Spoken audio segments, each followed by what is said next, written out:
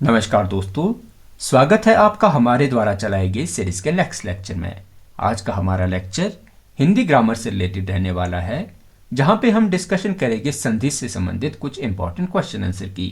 तो अगर आप तैयारी कर रहे हैं किसी भी सेंट्रल या किसी स्टेट सर्विस एग्जामिनेशन की, जहां पर भी आपका Hindi grammar subject as a syllabus में मेंशन है, तो आप हमारी सीरीज के साथ जुड़कर अपनी तैयारी को बेहतर बना सकते हैं। तो चलिए शुरू करते आज के पहले प्रश्न से। तो पहले क्वेश्चन में आपसे पूछा गया है कि संधि की परिभाषा के अनुसार निम्नलिखित में से कौन सा कथन सही है। तो आपसे इस क्वेश्चन में मेनली जो है संधि की परिभाषा पूछी गई है।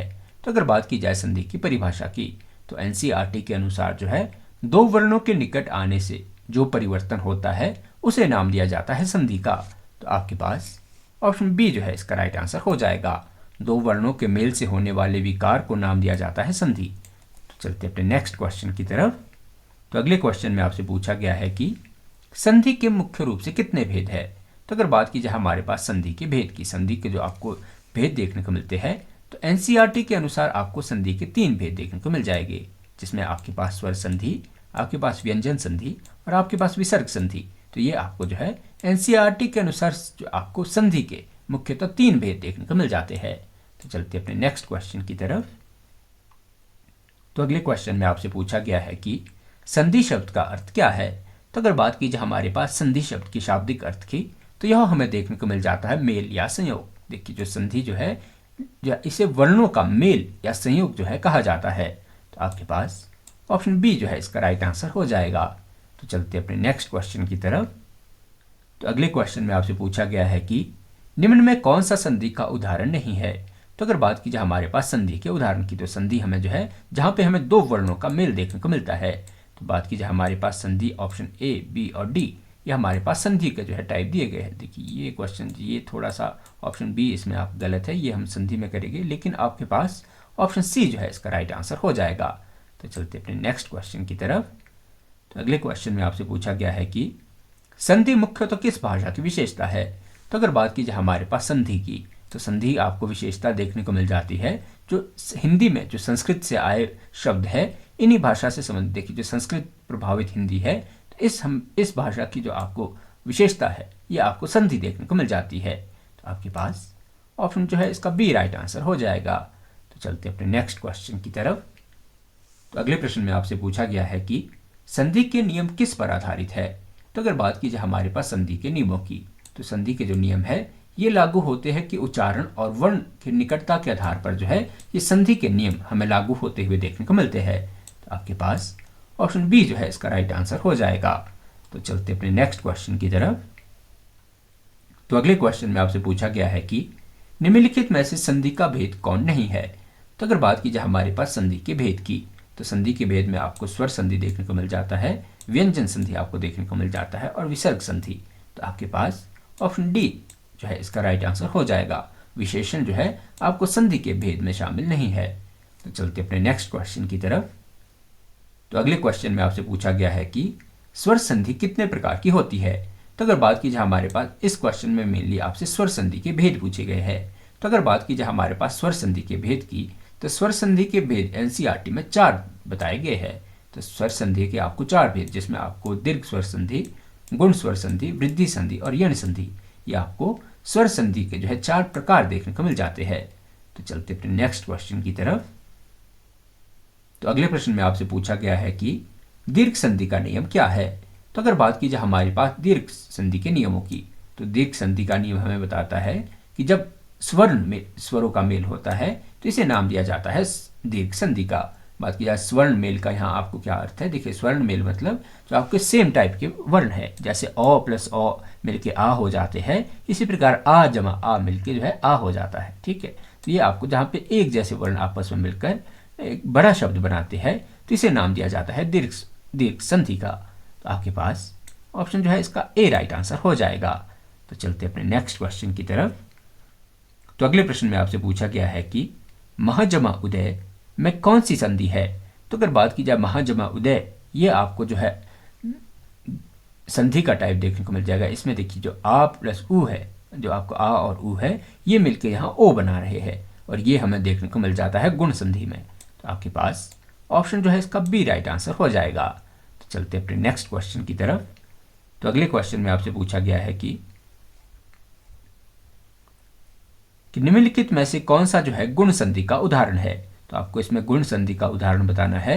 तो अगर बात की जाए हमारे पास गुण संधि का उदाहरण, देखिए जो देव जमा इंद्र, तो इसमें अ जमा ई ये मिलके ए हुए हैं। तो पहला ही ऑप्शन आपको गुण संधि का उदाहरण देखने को मिल जाता है।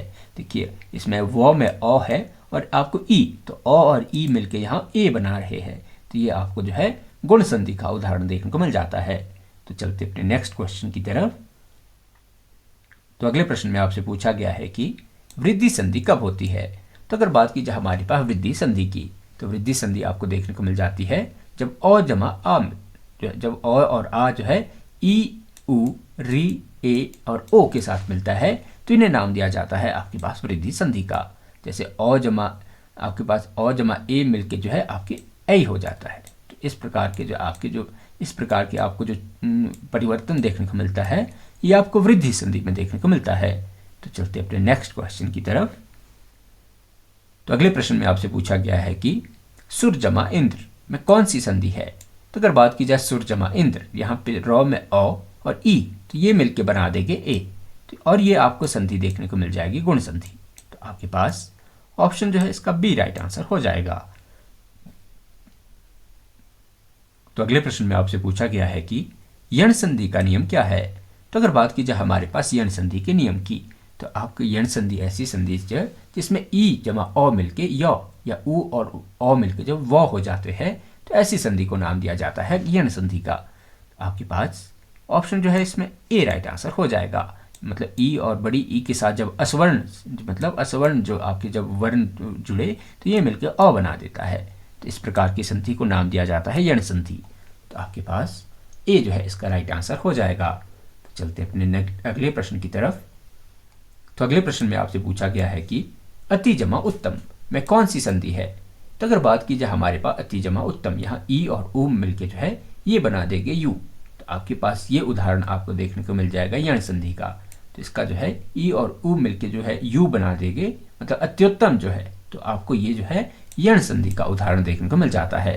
तो चलते अपने नेक्स्ट क्वेश्चन की तरफ। तो अगले प्रश्न में आपसे पूछा गया है कि महाजमा ईश का संधि रूप क्या है। तो अगर बात की जाए हमारे पास आपके पास यहाँ आ है और आपके पास बड़ी ई दी गई है और ये मिलके बना देंगे आपके मिलके बना देंगे आपके पास ए। तो आपके पास महेश जो है इसका राइट आंसर हो जाएगा। तो चलते अपने नेक्स्ट क्वेश्चन की तरफ। तो अगले प्रश्न में आपसे पूछा गया है कि गुण और वृद्धि संधि में क्या अंतर है।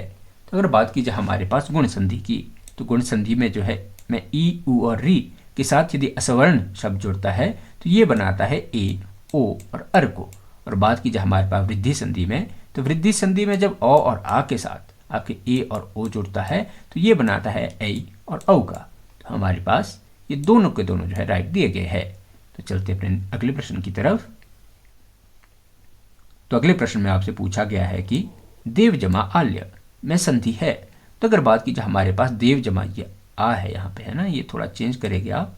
देव जमा अगर आल्य ये जोड़ा जाए, तो ये हमें देखने को मिल जाता है देवाल्य। तो देवाल्य आपको देखने को मिल जाएगा।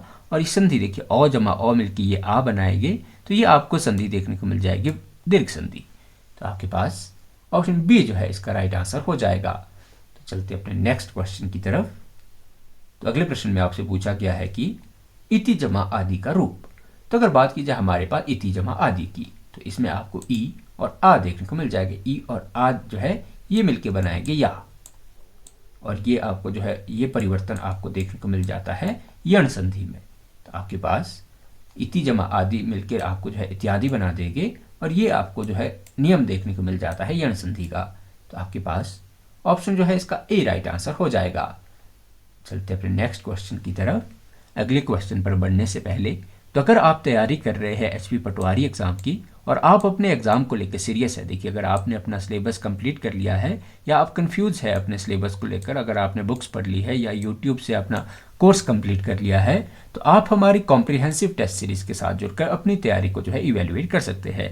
बात की जाए इस टेस्ट सीरीज में आपको जो है आपके सब्जेक्ट वाइज, चाहे वो आपका हिस्ट्री, जियोग्राफी, पॉलिटी, इकोनॉमी या आपकी जनरल साइंस दी गई है, एचपीजी के दी गई है, कंप्यूटर दिया गया है, तो इन आपके हर पीडीएफ में आपको 4 से 5,000 इंपॉर्टेंट क्वेश्चन आंसर का सेट इस सीरीज़ में आपको प्रोवाइड किया जाता है। और इस टेस्ट सीरीज़ में आपको जो है चैप्टर वाइज जो है इसमें इंपॉर्टेंट क्वेश्चन आंसर का सेट इसमें दिया जाएगा। बात की जाए इस पर पीडीएफ, हर पीडीएफ में आपको 3 से 4,000 इंपॉर्टेंट क्वेश्चन जो है इसमें रहेंगे। और आपके मैक्सिमम क्वेश्चन जो है ये प्रीवियस ईयर्स क्वेश्चन या आपके जो लेटेस्ट जो आपके एग्जाम हो रहे हैं तो उसके अकॉर्डिंग ये क्वेश्चन जो है इसमें डिज़ाइन किए गए हैं। तो अगर आप जुड़ना चाहते हैं हमारी सीरीज़ के साथ तो आप हमारे दिए गए व्हाट्सएप नंबरों के साथ जुड़कर हमसे कॉन्टैक्ट कर सकते हैं।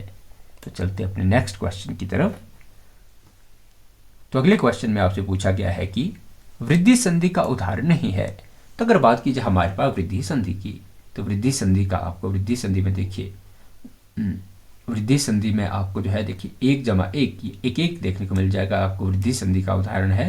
बात की जाए हमारे पास परम जमा ईश्वर, बात की जाए हमारे पास महा जमा औषधि की, तो महा जमा औषधि आपको जो है ये आपको देखने को मिल जाएगा, ये औ हो जाएगा, तो आपको वृद्धि संधि। बात की जाए मत जमा उपदेश, तो आपके ऊ हो जाएगा, ये आपके पास वृद्धि संधि का उदाहरण है। बात की जाए आपके पास परम जमा ईश्वर, तो इसमें अ और ई जो है ए बना देंगे, यह आपको देखने को मिल जाएगा दीर्घ संधि का उदाहरण।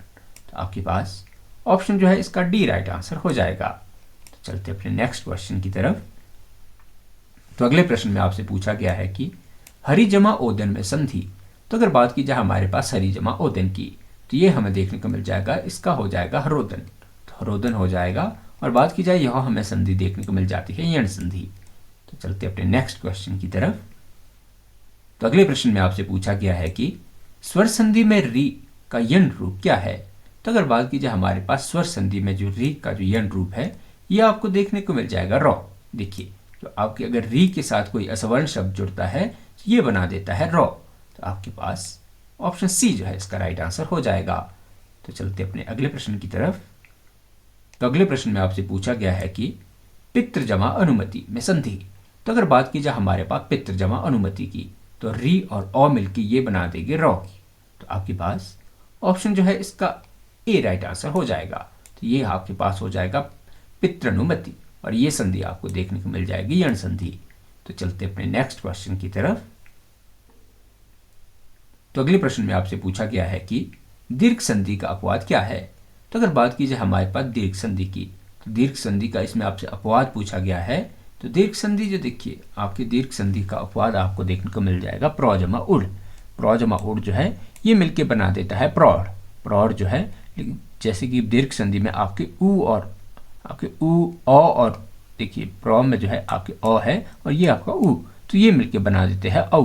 तो आपके पास दीर्घ संधि के अपवाद के रूप में आपको प्रौढ़ शब्द देखने को मिलता है। तो चलते अपने नेक्स्ट क्वेश्चन की तरफ। तो अगले प्रश्न में आपसे पूछा गया है कि स्वर संधि के नियम में अयादि क्या है। तो अगर बात की जाए हमारे पास अयादि की, तो अयादि आपको बताता है कि जो अयादि जो है ये आपको अपवाद के रूप में देखने को मिलता है। बात की जाए आपके पास बात की अयादि संधि में ए के बाद यदि कोई स्वर आता है तो ये चेंज हो जाता है आपके पास अय में। ए के बाद यदि कोई स्वर आपको देखने को मिलता है तो ये आपके अय में चेंज हो जाएगा, और इसे आपको जो है इसे आप अयादि संधि का रूप जो है जान सकते हैं। तो चलते अपने नेक्स्ट क्वेश्चन की तरफ। तो अगले प्रश्न में आपसे पूछा गया है कि ने जमा अन में संधि कौन सी है। तो अगर बात की जाए ने जमा अन में, तो आपके पास ए और ओ मिलके यहाँ जो है ये आपके अय बना रहे हैं, तो आपके पास ये हो जाएगी आपके पास अयादि संधि। तो चलते अपने नेक्स्ट क्वेश्चन की तरफ। तो अगले प्रश्न में आपसे पूछा गया है कि व्यंजन संधि कब होती है। तो अगर बात की जाए हमारे पास व्यंजन संधि की, तो व्यंजन संधि के लिए आपके कम से कम एक व्यंजन का होना आपके पास जरूरी है। तो आपके पास कम से कम एक व्यंजन हमें देखने को जो है शब्द में मिलना चाहिए। तो आपके पास ऑप्शन बी जो है इसका राइट आंसर हो जाएगा। तो चलते अपने नेक्स्ट क्वेश्चन की तरफ। तो अगले प्रश्न में आपसे पूछा गया है कि तत् जमा लीन में संधि।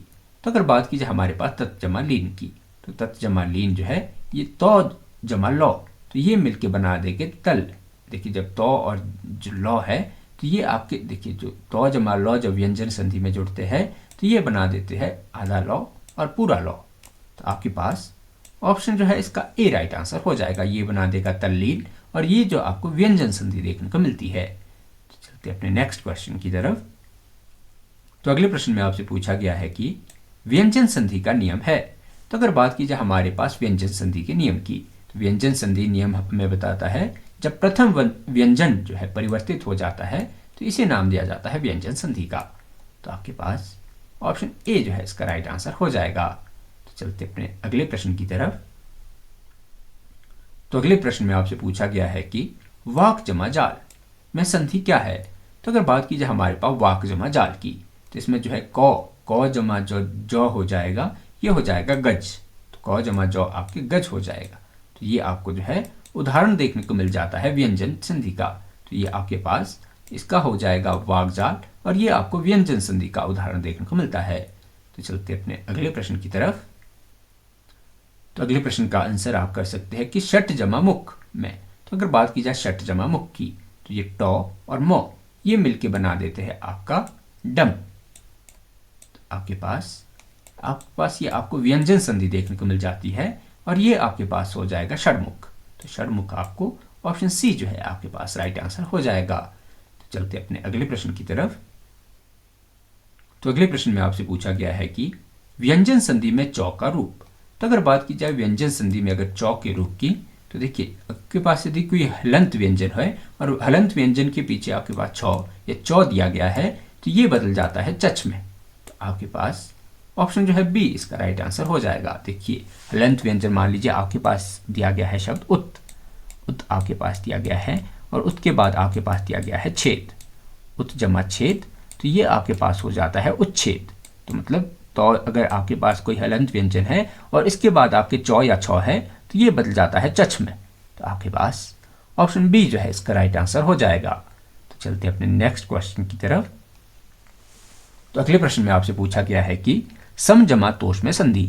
तो अगर बात की जाए सम जमा तोष का अगर आप जो है संधि करेंगे, तो ये आपको देखने को मिल जाएगी। देखिए आपके पास मो हलंत और तौह जो है ये बना देंगे नत। तो आपके पास राइट आंसर हो जाएगा संतोष। तो आपके पास ऑप्शन ए इसका राइट आंसर हो जाएगा। तो चलते अपने नेक्स्ट क्वेश्चन की तरफ। तो अगले प्रश्न में आपसे पूछा गया है कि जगत जमा नाथ में। तो अगर बात की जाए जगत जमा नाथ का, तो यह शब्द मिलकर आपके पास बनाएगा जगन्नाथ। तो आपके पास ऑप्शन ए इसका राइट आंसर हो जाएगा। तो चलते अपने नेक्स्ट क्वेश्चन की तरफ। तो अगले प्रश्न में आपसे पूछा गया है कि अप जमा ठन में। तो अगर बात की जाए हमारे पास पौ हलंत वाला पौ है और इसके बाद अगर ठौ आ जाता है, तो ये बदल जाता है आपके पास बद में। तो आपके पास ये बद में बदल जाएगा, और ये शब्द आपको देखने को मिल जाएगा अवधन। तो ये आपके पास ऑप्शन सी जो है इसका राइट आंसर हो जाएगा। तो चलते अपने नेक्स्ट क्वेश्चन की तरफ। तो अगले प्रश्न में आपसे पूछा गया है कि व्यंजन संधि में सौ का रूप। तो अगर बात की जाए हमारे पास व्यंजन संधि में सौ के रूप की, देखिए अगर सौ जो है सौ के बाद यदि तो आपको देखने को मिल जाता है, तो ये बनेगा स्त। और अगर आपके सौ के बाद अगर आपको छौ देखने को मिल जाता है, तो ये आपको देखने को मिल जाएगा शच। तो आपके पास ऑप्शन डी जो है इसका राइट आंसर हो जाएगा। तो चलते अपने अगले प्रश्न की तरफ। तो अगले प्रश्न में आपसे पूछा गया है कि उत जमा हार में। तो अगर बात की जाए हमारे पास उत जमा हार की, तो आपको हलंत वाला तो और ये आपको हौ देखने को, तो ये बना देता है आपके पास दध। तो ये आपके पास तो आपके दध बना देगा, और ये आपके पास इसका जो राइट आंसर हो जाएगा, ये शब्द मिलके बनेगा उद्धार। उत जमा हार आपको उद्धार में जो है बदलता हुआ देखने को मिलता है। तो चलते अपने अगले प्रश्न की तरफ। तो अगले प्रश्न में आपसे पूछा गया है कि व्यंजन संधि का उदाहरण कौन सा है। तो अगर बात की जाए हमारे पास व्यंजन संधि के उदाहरण की, तो व्यंजन संधि का उदाहरण आपको महत जमा जन। देखिए जो तो है और इसके बाद अगर जौ आ जाए, तो ये बदल जाता है जज में। तो आपके पास महज्जन जो है ये आपको व्यंजन संधि का उदाहरण देखने को मिलता है। तो चलते अपने अगले प्रश्न की तरफ।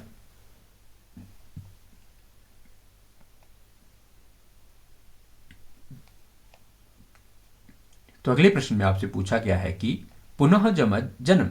जन्म थोड़ा सा ये गलत लिखा गया है। तो अगर बात की जाए पुनः जमा जन्म में, तो ये जो है आपके जो विसर्गों के बाद आपके पास जो शब्द दिया गया है, तो ये जौ चेंज हो जाएगा जर में। आपके जौ के ऊपर आपको री की मात्रा देखने को मिल जाएगी, और ये शब्द आपको मिलके बनाएगा पुनर्जन्म। आपके पास ऑप्शन सी जो है इसका राइट आंसर हो जाएगा। तो चलते अपने अगले प्रश्न की तरफ। तो अगले प्रश्न में आपसे पूछा गया है कि यदि विसर्ग के बाद आपको अ देखने को मिलता है तो ये कौन सी शब्द में परिवर्तित होता है। तो अगर बात की जाए यदि आपको विसर्ग दी गई है और इसके बाद आपको अ शब्द दिया गया है तो ये आपको बदल जाता है ओ में। जैसे आपके पास मनः जमा अनुकूल जो है ये बन जाएगा मनोनुकूल। तो आपके पास ऑप्शन ए जो है इसका राइट आंसर हो जाएगा। तो चलते अपने अगले प्रश्न की तरफ। तो अगले प्रश्न में आपसे पूछा गया है कि निहि जमा कलंक में। तो अगर बात की जाए आपके पास विसर्गों के बाद क दिया गया है तो ये बदल जाता है आपके पास शक में।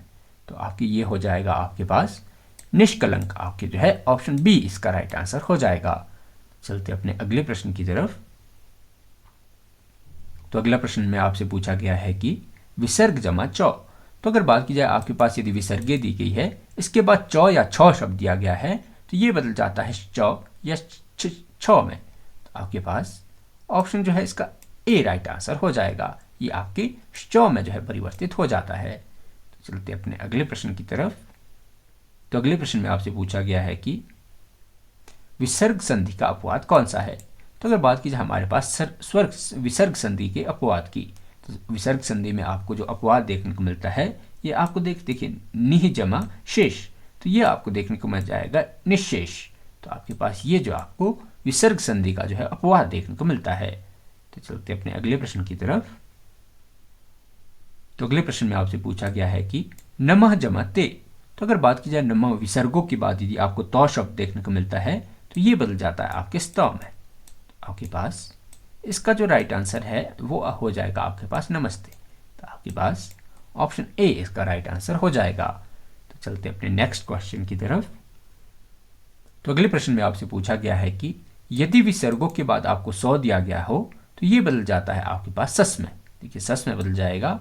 ये कई बार देखिए सस में भी और कई बार आपको याद रखना है ये बदल जाता है कई बार शौ में भी। तो ये शौ में बदल जाता है और कई बार आपको सस में भी बदलता हुआ देखने को मिलता है। तो चलते अपने अगले प्रश्न की तरफ। तो अगले प्रश्न में आपसे पूछा गया है कि हरि जमा चरण में। तो अगर बात की जाए हमारे पास हरि आपके पास विसर्गे के बाद चौ शब्द की तो ये बदल जाता है आपके पास चौ में। इस चौ में बदल जाता है और ये शब्द आपको देखने को मिल जाएगा हरिश्चरण। तो आपके पास ऑप्शन ए जो है इसका राइट आंसर हो जाएगा। तो चलते अपने अगले प्रश्न की तरफ। तो अगले प्रश्न में आपसे पूछा गया है कि विसर्ग संधि में लोप कब होता है। तो अगर बात की जाए विसर्ग संधि में आपको लोप का, तो विसर्ग संधि के बाद आपको लोप तब देखने को मिलता है जब विसर्गों के बाद आपको क, प, त, ख, फ तथा थौ के इनके बाद अगर आपको विसर्गित इनके बाद अगर आपको ये शब्द देखने को मिलते हैं तो इन शब्दों का आपको लोप देखने को मिल जाता है। विसर्गों के बाद यदि क ख यदि हो तो ये क आपके पास क हो गया, ख, प, त, फ और थ ये शब्द यदि हो तो इन शब्दों का लोप देखने को आपको मिल जाता है। तो आपके पास ऑप्शन ए जो है इसका राइट आंसर हो जाएगा। तो चलते अपने अगले प्रश्न की तरफ। तो अगले प्रश्न में आपसे पूछा गया है कि अंतः जमा कर्ण में। तो अगर बात की जाए हमारे पास अंतः जमा कर्ण की तो ये शब्द मिलकर बनाएगा आपके पास अंतःकरण की। तो आपके पास ऑप्शन जो है इसका ए राइट आंसर हो जाएगा। देखिए जो विसर्गों के बाद अगर आपको क देखने को मिल जाता है तो ये आपके बदल जाएगा री की मात्रा में, तो ये आपको अंतःकरण देखने को मिल जाता है। तो चलते अपने नेक्स्ट क्वेश्चन की तरफ। तो अगले प्रश्न में आपसे पूछा गया है कि सम जमा सौ जमा कल में जटिल। तो अगर बात की जाए हमारे पास सम जमा स जमा कल की तो ये देखिए आपके पास विसर्गों के बाद यदि क दिया गया है तो क का यहाँ आपको लोप देखने को मिल जाता है और ये आपको जो है शब्द देखने को मिल जाएगा संस्कल। आपके पास ऑप्शन सी जो है इसका राइट आंसर हो जाएगा। तो चलते अपने नेक्स्ट क्वेश्चन की तरफ। तो अगले प्रश्न में आपसे पूछा गया है कि महेश का विच्छेद। तो अगर बात की जाए महेश शब्द के विच्छेद की तो यह आपको देखने को मिल जाता है महाजमा ईश। तो महाजमा ईश शब्द मिलकर बनाते हैं महेश और ये आपको जो है आपको दीर्घ संधि का उदाहरण देखने को मिलता है। तो चलते अपने अगले प्रश्न की तरफ। तो अगले प्रश्न में आपसे पूछा गया है कि इत्यादि का विच्छेद। तो अगर बात की जाए हमारे पास इत्यादि का यदि आपको संधि विच्छेद करना हो तो ये आपको देखने को मिल जाएगा इति जमा आदि। तो यहाँ पे आपकी ई जमा आ मिलके बनाएगी या, तो ये आपको जो है यण संधि का उदाहरण देखने को मिल जाता है। तो चलते अपने अगले प्रश्न की तरफ। तो अगले प्रश्न में आपसे पूछा गया है कि नयन का निर्माण। तो अगर बात की जाए हमारे पास नयन शब्द का जो निर्माण होता है ये आपको देखने को मिल जाता है ने जमा अन, ने जमा अन, और ये आपको संधि देखने को मिल जाती है अयादि संधि। आपके पास ऑप्शन ए जो है इसका राइट आंसर हो जाएगा। तो चलते अपने अगले प्रश्न की तरफ। तो अगले प्रश्न में आपसे पूछा गया है कि जगन्नाथ का विच्छेद।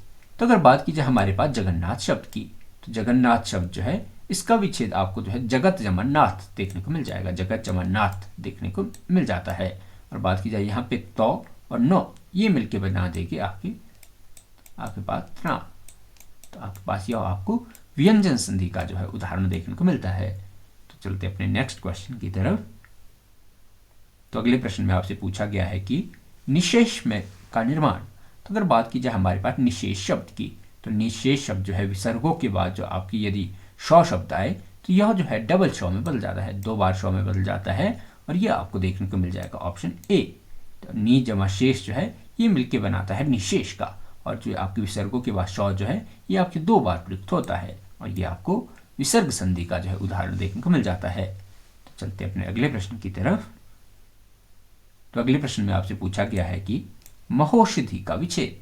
तो अगर बात की जाए हमारे पास महोषधि, महोषधि जो है ये मिलके बना है महाजमा औषधि से, महाजमा औषधि से मिलके बना शब्द है, और यह आपको देखने को मिल जाएगी वृद्धि संधि। वृद्धि संधि मतलब यहाँ आ जमा औ मिलके बना रहे हैं औ। आपके पास ऑप्शन ए जो है इसका राइट आंसर हो जाएगा। चलते अपने अगले प्रश्न की तरफ। तो अगले प्रश्न में आपसे पूछा गया है कि उच्छेद का विच्छेद। तो अगर बात की जाए उच्छेद की, तो यह शब्द मिलके बना है उत जमा छेद से। उत जमा छेद जो है ये मिलके बनाता है उच्छेद। यहाँ पे आपके तो जमा छ है ये बदल जाएगा आपके चच में, ये चच में बदल जाएगा, और ये आपको उदाहरण देखने को मिल जाता है व्यंजन संधि का। तो अपने अगले प्रश्न की तरफ चलते हैं। तो अगले प्रश्न में आपसे पूछा गया है कि पुनरअपि का निर्माण। तो अगर बात की जाए हमारे पास पुनरअपि की, तो पुनरअपि जो शब्द बना है ये बना है पुनः जमा अपि से। पुनः जमा अपि जो है ये मिलके बनाते हैं पुनरअपि। यहाँ पे विसर्गों के बाद और शब्द जो है ये चेंज हो जाएगा रॉ में, और ये आपको विसर्ग संधि का उदाहरण देखने को मिल जाता है। तो चलते अपने अगले प्रश्न की तरफ। तो अगले प्रश्न में आपसे पूछा गया है कि दिग्गज का विच्छेद।